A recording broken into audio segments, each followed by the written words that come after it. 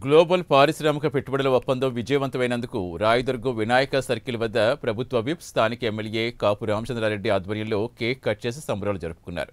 గత 3 ఏళ్లుగా ఆంధ్ర రాష్ట్రంలో పెట్టుబడులు పెట్టేందుకు అనేక పారిశ్రామిక నేతలు రావటం విశేషమని రామచంద్రారెడ్డి తెలిపారు. దాదాపు 6 లక్షల మంది నిరుద్యోగులకు ఉపాధి దొరుకుతుందన్నారు.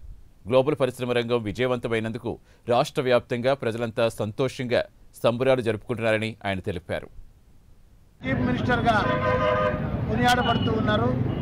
అదేవిధంగా ఆంధ్రప్రదేశ్ రాష్ట్రము ఈజ్ ఆఫ్ డూయింగ్ బిజినెస్లో గత 3 సంవత్సరాలుగా నంబర్ 1 స్థానంలో నిలిచి పెట్టుబడులకు పారిశ్రామికవేత్తలకు ప్రతి ఒక్కరికి కూడా ఒక అనువైన రాష్ట్రంగా ఉపాధి కల్పనకు అనువైన రాష్ట్రంగా ఆంధ్రప్రదేశ్ రాష్ట్రం నిలిచింది.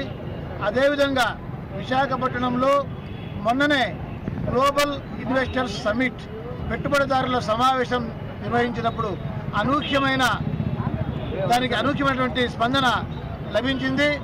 13 లక్షల కోట్ల రూపాయల పెట్టుబడులకు ఒప్పందాలు జరిగాయి.